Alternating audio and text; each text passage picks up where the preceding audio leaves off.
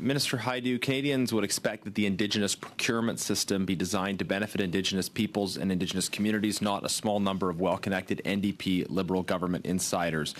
Dalian is a two-person company. They don't do actual work. They just get government contracts and subcontract to others. How many Indigenous people benefited from the $7.9 million that your government sent to Dalian for a Arrive scam?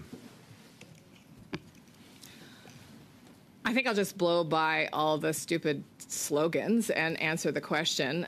Well, I'll tell you that the Indigenous Business Directory is... I'd love for you to answer the question. How many Indigenous people benefited from the $7.9 million that your government gave to Dalian for a Arrive scam?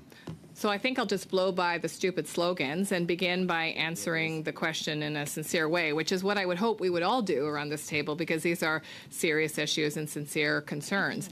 Let me just back up and say Indigenous Services Canada does manage... Please don't back up. Please just answer the question.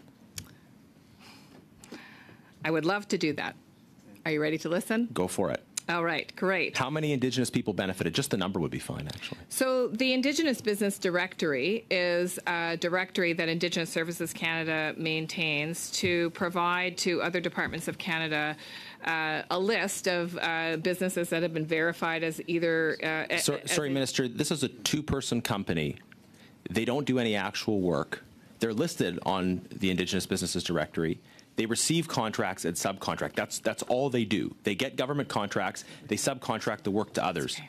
How many Indigenous people benefited from the $7.9 million that your government gave to Dalian? I'm not looking for a history of the program. So to understand the Indigenous Business Directory, you have to understand what it's for. And the Indigenous Business Directory is to provide assurances to other departments, including Procurement Canada, that the people on that list are Indigenous. And so that is the sole purpose of the list. It's about indigeneity. Okay. Minister, what Mr. Yeo told the Public Accounts Committee yesterday is that the purpose of the program is not to benefit Indigenous communities, but only to benefit the particular individuals who receive the contracts.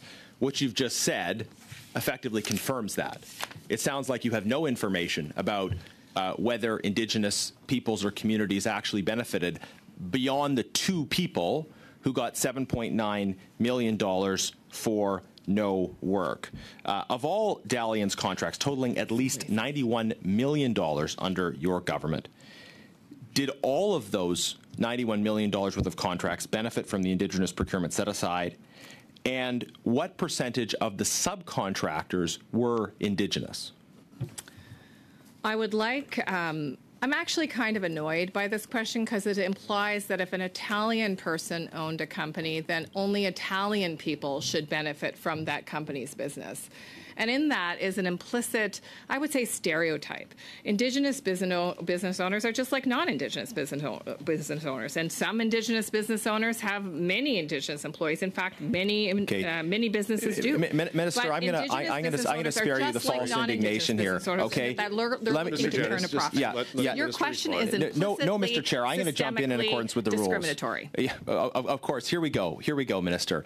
Your government faces intense heat over this corruption scandal, and your response, your only response, is not to answer the question, but to accuse other people of racism. This is so typical of your government. Now, I'm going to finish, Minister. Here are the facts, right? Dalian is a two-person company.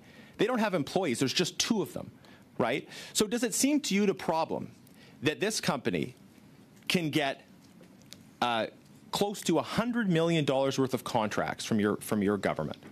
They don't do any work. They subcontract.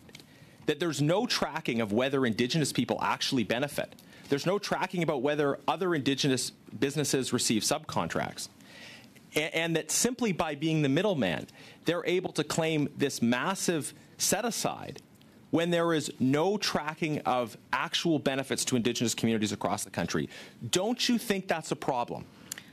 What I would say is that whatever has happened, contractors should be held accountable, regardless of whether they're Indigenous or not. The rules don't change. But do you think this is an abuse of the Indigenous procurement program? Do you think this is an abuse of the intention of the program? Yeah, I would ask. There's only 10 seconds left. I would say if people are on the list who are not Indigenous, it is an abuse, and that is why Dalian. So you're fine with what happened with Dalian? Okay, we're out of time on this one. I'm going to have Minister Hajdu, it's good to see you again. You said back in March that the purpose of the Indigenous Business Directory is to demonstrate the Indigenous identity of those on the list. Is that still your position? The Indigenous Business Directory serves as a tool to ensure that Indigenous business have economic opportunities to benefit from the Sorry, can you procurement just of answer the Canada. question, though? You said in March that the purpose is to demonstrate Indigenous identity. Is that correct? The list helps ensure that Indigenous businesses have an opportunity to compete for procurement Minister, contracts. could you just answer the question? That's what you said in March. Is it still true? The business, Is what you said in March still true?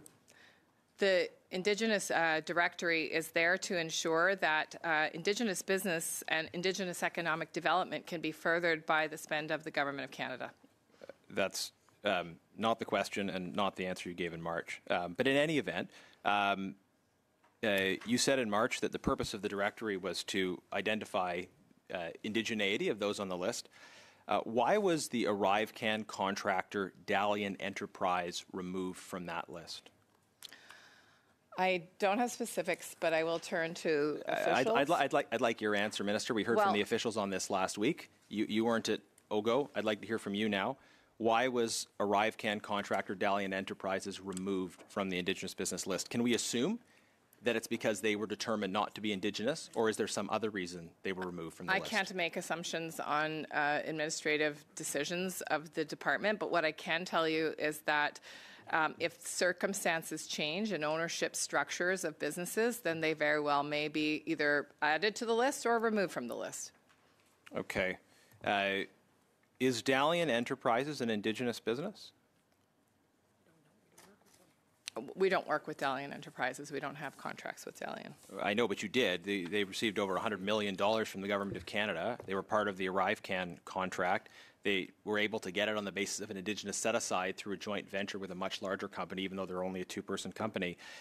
Again, could you clarify why Dalian Enterprises was removed from the Indigenous business list? We no longer have Dalian and joint venture companies on the list, and Indigenous Services Canada doesn't have nor has had any contracts with Dalian. But why were they removed from that list? The officials have indicated they were suspended on March 12th due to questionable factors. And in fact, their suspension was announced on March 1st, so they are no longer on the list. So I'm aware that there's some questionable factors involving Dalian. That's why I'm asking questions about it. Could you clarify, please, if they were suspended or removed on March the 1st, what was the reason they were removed? So I will just reiterate that the purpose of the list is to support... Minister, I want you to answer the question. Why were they removed? So I will just reiterate that the purpose Minister, of the list... No, Minister, you will answer the question. Why were they removed? I have a question for you, Mr. Genius. There may come a time when that's a possibility, but it's not today. Maybe the Deputy Minister can answer if the Minister doesn't know. Could our Deputy Minister share with us Mr. why Chair, they were removed? My question is simple. Either the Minister can answer it or maybe the Deputy Minister can answer it. Why was Dalian Enterprises removed from the list? Mr. Chair, through you, I've given an answer to that question, and the list is not a permanent list engraved in stone, as the member would know. Certainly, why were they removed from the list? Certainly, that list is something that is reviewed as per the request of other departments. The list exists. Let's remind members to ensure that economic development opportunities are there for Indigenous businesses. Thank you, Minister. Again, this reference to economic development is completely different from what you said when you appeared in March. Your officials testified before the Government Operations Committee last week that they were removed because of reports in the Globe and Mail. Can you confirm that the decision to remove Dalian from the Indigenous business list was based on things that your department read in the Globe and Mail? So through you, Mr. Chair, that member may not think that this is about economic development, likely because his party has never focused on economic development for Minister, Indigenous nobody peoples. Is fooled by this. But that I is asked the purpose a simple, of the clear list. question. The list is there to make sure that Indigenous Minister, businesses have opportunities to compete I asked a simple, clear question, for contracts. and you're not answering it. Minister, it's my time. Very, very simple question here. Were your officials correct when they told the Government Operations Committee that the decision to remove Dalian Enterprises from the Indigenous business list was based on reports in the Globe and Mail? Through you, Mr. Chair, the Indigenous business list is an important tool for the Government of Canada to meet its procurement targets, something that I will note under the previous Conservative government they didn't pay any attention to. Thank you, thank you, Minister. You haven't answered a single question that I've asked in the entirety of these 6 minutes, but I'll ask you one more. Since you have now established that Dalian isn't an Indigenous company, and since they got over $100 million in contracts from your government under Indigenous set-asides, will you expect a company that was not Indigenous, that got over $100 million in Indigenous set-aside contracts, will you expect them to pay back the money that they received? So, Mr. Chair, I think the phrase Indigenous set-asides is a misleading phrase, and I don't expect anything else from Conservatives who have no idea how procurement works and no idea what procurement targets mean. You know so little about your file. You have not answered a single question that I have asked in 6 minutes. You haven't even attempted to answer a single question that I've asked in 6 minutes. Thank you. Minister Hajdu, my colleague earlier asked about a case involving Canadian Healthcare Agency. They are a non-Indigenous company, very clearly. They were able, nonetheless, to take advantage of contracts that were supposed to go to Indigenous companies because they entered into a joint venture. Their partner in the joint venture was a one-person company, and that one person happened to be an employee of the company. So they said, hey, let's go into joint venture with one of our employees, and therefore we will call ourselves an Indigenous partnership, even though this is a totally non-Indigenous company. Can we at least agree that this is a clear instance of an abuse of the program? Would you agree that this is an abuse of the program?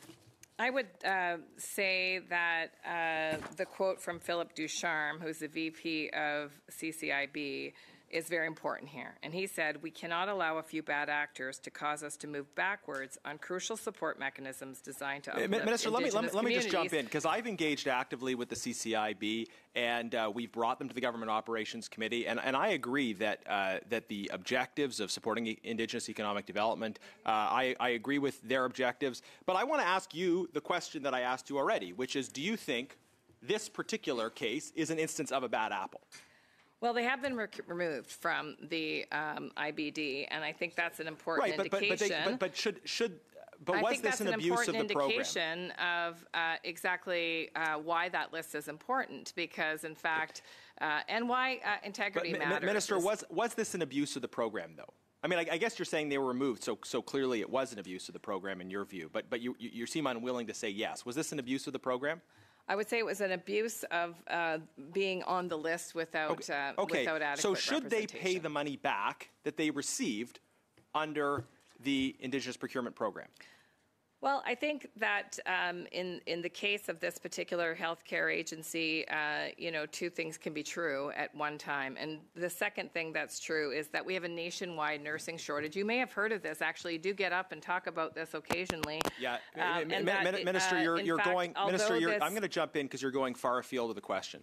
What we have here is cultural appropriation leading to financial misappropriation.